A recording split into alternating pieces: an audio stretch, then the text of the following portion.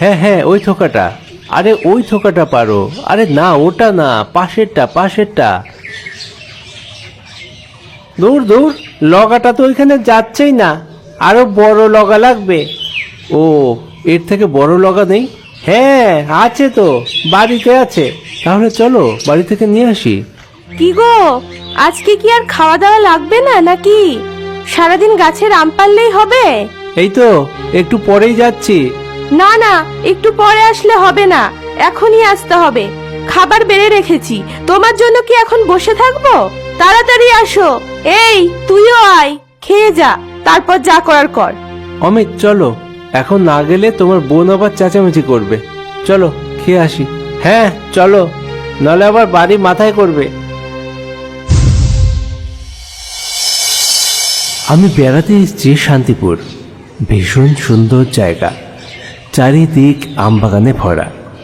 বিশেষ করে বৈশাখ জ্যৈষ্ঠ মাসে এখানে আসলে খাওয়া যায় গাছ পাকা আম। আপনারাও আসতে পারেন এই গাছ পাকা আম খেতে। এ মা, এ কি আম পারলি? সবই তো কাঁচা। তোকে যে বললাম পাকা আম পারতে। আরে কাঁচা না, এগুলো পাক ধরে গেছে। ঘরে রেখে দে, দেখবি কালকেই পেকে যাবে। যা গরম পড়েছে আজকে, ভীষণ গরম পড়েছে। এক ফোঁটাও হাওয়া নেই, রোদে বেরোনোই যাচ্ছে না, শরীর যেন পুড়ে যাচ্ছে। দুপুরবেলা খাওয়া দাওয়া করে আমি শুয়ে পড়েছি।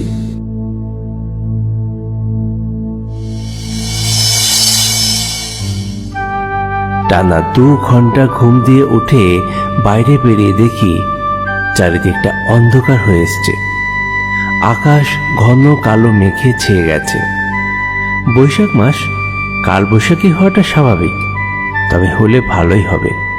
এই তীব্র গরমের হাত থেকে কিছুটা হলেও স্বস্তি পাওয়া যাবে।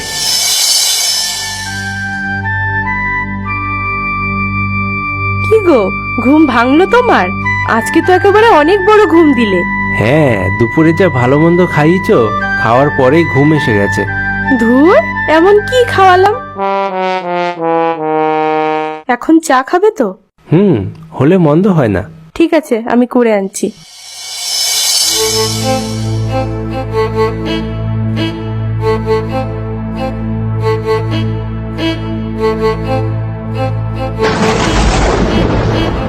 কি গো, ঘরে চলে এসো, বাজ পড়ছে তো, বাইরে থেকো না।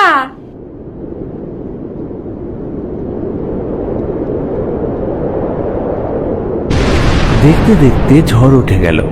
বাতাসের সাথে ধুলো বালি গাছের পাতা উঠতে শুরু করেছে। আমি ঘরে ঢুকে গেলাম। এখনো রাত হয়নি, সবে সন্ধে। তবে মেঘ আর ঝড়ের কারণে একেবারে অন্ধকার হয়ে গেছে চারিদিক।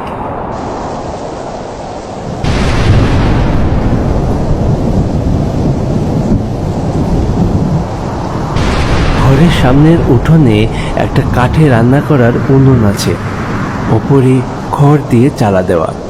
হাওয়ায় সেটা এমন ভাবে নড়ছে, মনে হচ্ছে যেন উড়ে চলে যাবে।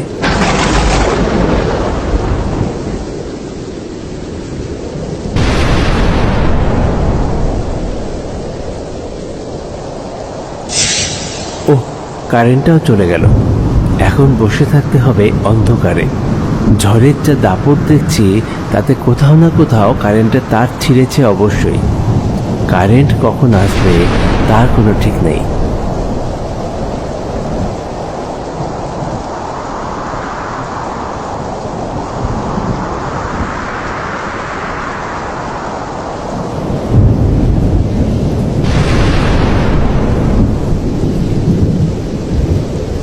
কি গো, একা একা অন্ধকারে বসে আছো? আরে অমিত, এতক্ষণ কোথায় ছিলে? দেখলাম না তো। আরে আমাদের গ্রামেরই একটা লোক মারা গেছে, এই 2-3টে বাড়ির পরেই বাড়ি। ওই বাড়িতে গিয়েছিলাম দেখতে। ও আচ্ছা, শ্মশানে নিয়ে গেছে নাকি? না, এখনো নিয়ে যেতে পারিনি। ঝড় উঠলো, তাই কেউ বেরোতেই চাইলো না। বৃষ্টিটা কমলে যাবে সবাই। আমারও যেতে হবে, পাশের বাড়ির লোক বলে কথা।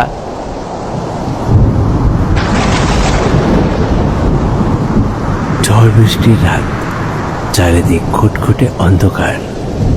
এর মধ্যে গ্রামের একজন মারা গেছে। শুনেই আমার শরীরটা কেমন যেন শিউরে উঠল।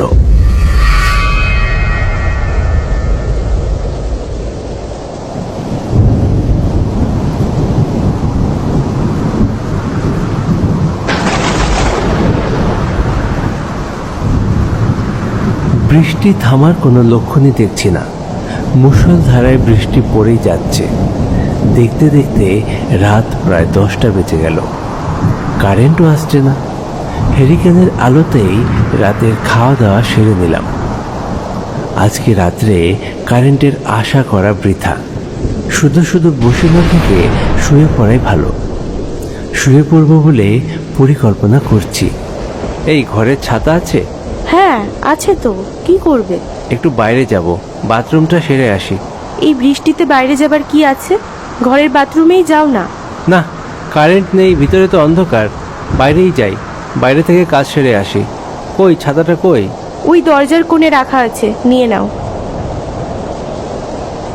সাবধানে, বৃষ্টির মধ্যে কিন্তু সাপ ঘুরে বেড়ায়। আমি মোবাইলের আলো জ্বালিয়ে নেব, চিন্তা নেই।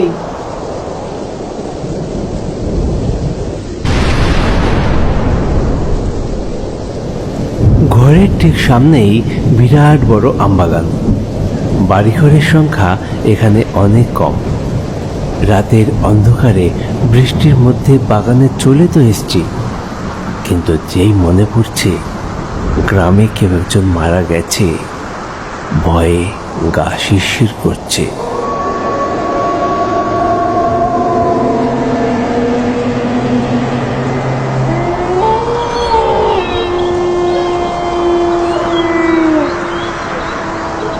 একে দূরে কেউ একটা হেঁটে যাচ্ছে মনে হচ্ছে।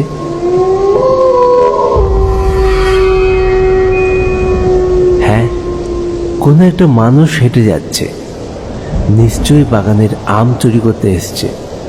বৃষ্টির মধ্যে বাগানের পাহারাদাররা থাকবে না সেটা জানে। এই সুযোগ কাজে লাগিয়ে আম চুরি করার মতলবে সে বাগানে এসছে। আমি আর কোনো কিছু না ভেবে ওর পিছন পিছন হাঁটতে শুরু করলাম।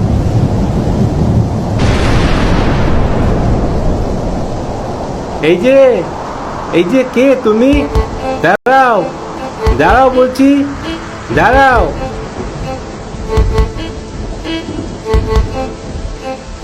লোকটি কোনো সাড়া দিচ্ছে না, পিছন দিকেও তাকাচ্ছে না, সোজা হেঁটে যাচ্ছে। আমিও লোকটাকে ধরবার জন্য ওর পিছন পিছন হেঁটে চলেছি।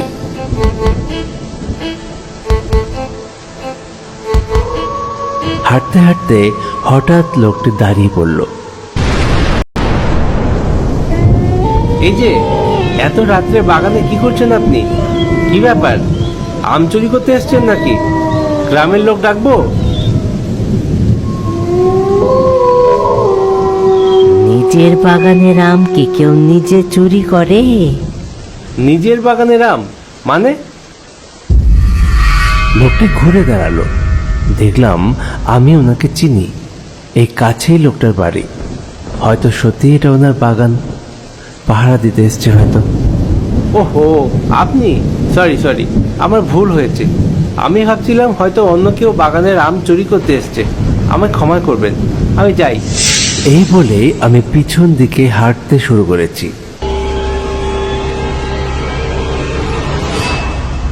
হাঁটতে হাঁটতে আমার কিছু একটা মনে হলো। আমি পিছন দিকে তাকালাম, দেখি লোকটা সেখানে নেই। এই মাত্র এখানে দাঁড়িয়ে ছিল, এখন উধাও হয়ে গেল। এদিক ওদিক তাকাচ্ছি, মোবাইলের আলো ফেলছি, কোথাও দেখতে পাচ্ছি না।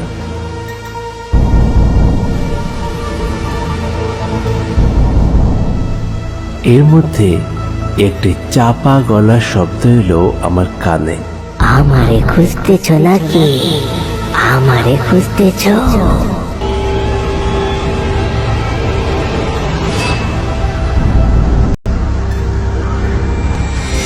ওপর দিকে তাকিয়ে দেখি লোকটা গাছে উঠে বসে আছে।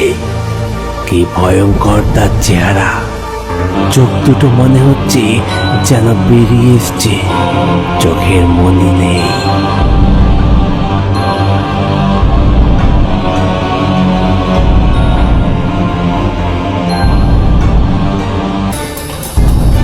এরপর আমি দিলাম ঊর্ধ্বশ্বাসে দৌড়।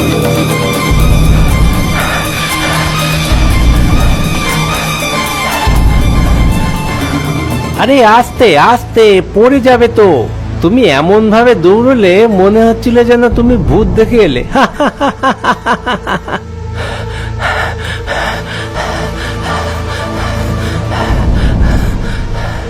অমিত আমার সঙ্গে ইয়ার্কি করছে ঠিকই, তবে ওর কথাই যে সত্যি সেটা তো জানেই না।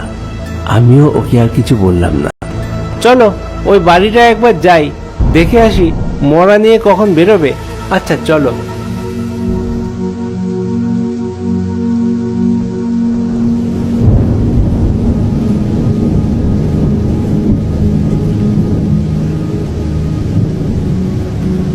আরে আরে এই তো সেই লোকটা, যাকে আমি একটু আগে বাগানে দেখে এলাম।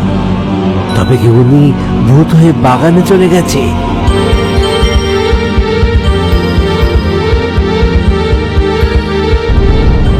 আমি অজ্ঞান হয়ে মাটিতে পড়ে গেলাম।